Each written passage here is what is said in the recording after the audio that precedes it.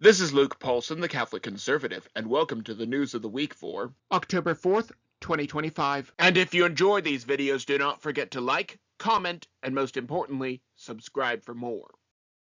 Another government shutdown. As I edit this, we are still in the middle of a government shutdown. This time because the Democrats decided that giving healthcare to illegals was worth all of this trouble. We already know that they brought these illegals in just to get votes. We know that they have been demonizing law enforcement to the point that their followers attacked Ice Cube's tour bus. Yes! We also know that unless the illegals continue to get free stuff, they might vote Republican. Yes! The fact remains that even if the government shutdown does continue, it will be meaningless. Not only will core functions like the post office and the military still run, a lot of these departments are going to get back pay, and so there will be no change. Each government shutdown has proved that so many components of the federal government are not actually necessary. In fact, I welcome government shutdowns as it only makes my job easier in the long run. However, something that makes my job harder is when our side allies itself with evil. Epstein is an asset. Not too long ago, an O'Keefe Media Group video came out. In it, a source claimed that every Republican name would be scrubbed from the Epstein records. At the time the story came out, I noted something important. It would be hypocritical of me to believe all of their other videos but that one. I still stand by that assessment because I want to seek truth over teams. Tribalism is very dangerous, even more dangerous than some of the ideas of the opposition party. It has long been suspected that Jeffrey Epstein was a CIA asset.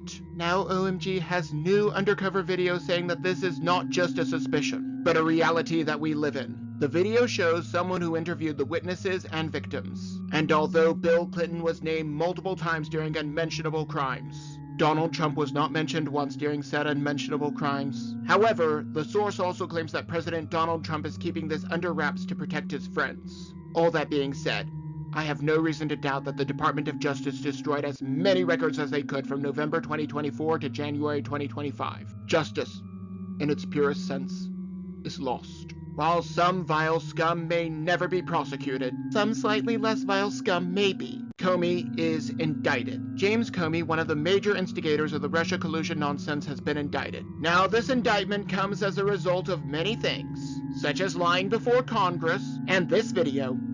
You look at this White House now and it's hard to imagine two FBI agents ending up in the sit room. How did that happen? I sent them.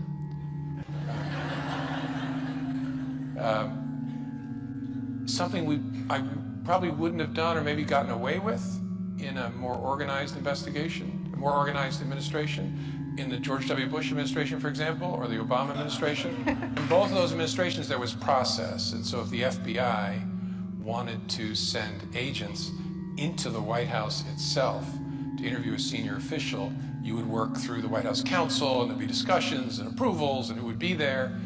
And I thought it's early enough. Let's just send a couple guys over. A dictator would have sent his goons to arrest Comey the second he posted that Instagram photo of 8647. However, this did not happen, although this lying piece of scum did delete the photo. The damage was done, and we saw where his loyalties lie. His loyalties were to himself and his tribe of Trump derangement syndrome-infected lunatic liberals, rather than America. And that is the real problem. Is President Trump perfect? No. Are there a lot of things that he needs to be doing but is not? Yes. Will I continue to call out both sides without any bias? Yes. No. Now let us go from a federal crime to a local hate-filled crime. Another hate-filled crime. There are two kinds of people in this business.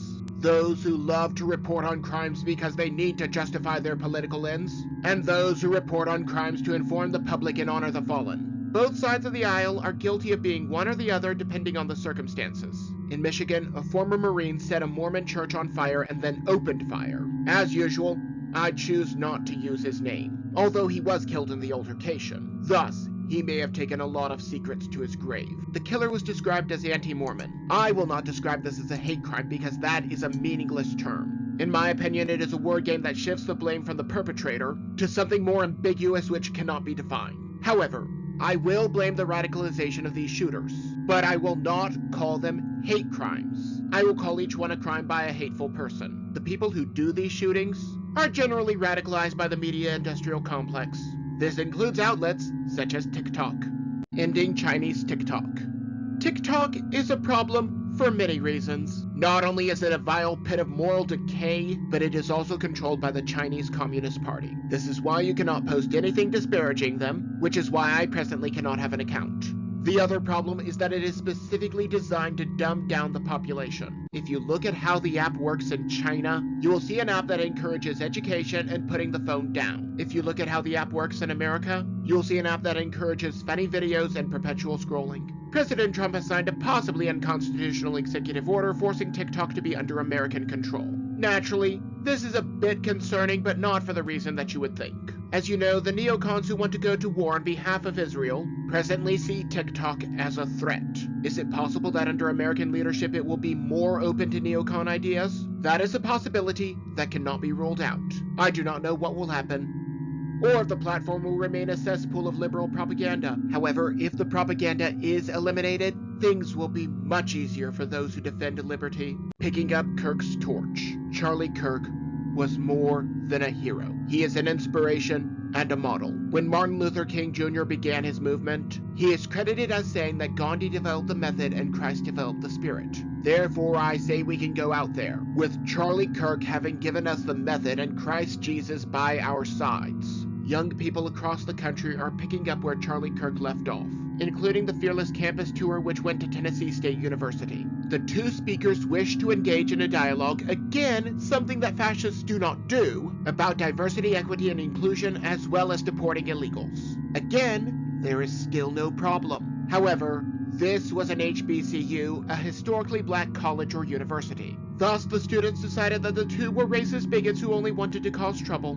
According to the school, the two were not allowed to be there, but something tells me that may just be a cover story. Their signs were stolen and the two were escorted off the campus.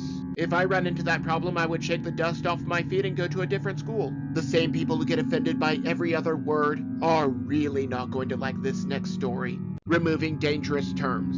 It is no secret that the endless hateful rhetoric of liberals and Democrats led to the multiple attempts to kill Supreme Court justices and President Trump. The same rhetoric that led to the tragic death of Charlie Kirk. And if you are going to deny that the rhetoric played a role, you are probably someone who cheered on the killer. Moving on, the so-called Anti-Defamation League has been furthering defamation for years.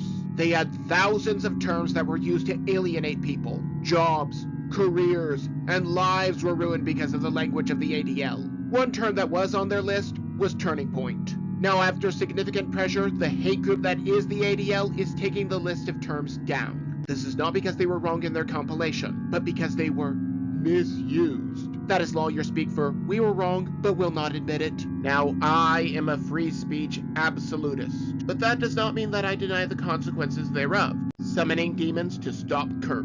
Becca Bloom, who I am proud to have never heard of before now, recently created a massive debate as a result of her wedding, apparently wanting to ensure clear skies. She decided to go onto Etsy and hire a witch. Yes, she was so worried about rain that she was willing to have demons summoned to protect her. This is scary and dangerous. During President Trump's first term, witches tried to place a binding spell on him. The technical difference is that a binding spell supposedly just keeps a person from harming anyone, but if we are truthful, it is a demonic curse. I am just now finding out that a witch was asked to place a bad luck spell on Charlie Kirk just a few days before he was killed. I cannot imagine the degree of moral decay that would lead someone to do this. But the word did prepare us for this. We do not fight against flesh and blood, but against principalities and powers. However, I do know one fact for certain. The Almighty is in full control and none can circumvent His will. In all essence, what these demons meant for evil, God used for good. Maybe I'm just blowing smoke. Maybe I'm completely off my rocker, but that is just my opinion. And do not forget to like, comment, and most importantly, subscribe for more. But before you go, on the left I have last week's video, but you may also enjoy the video on the right.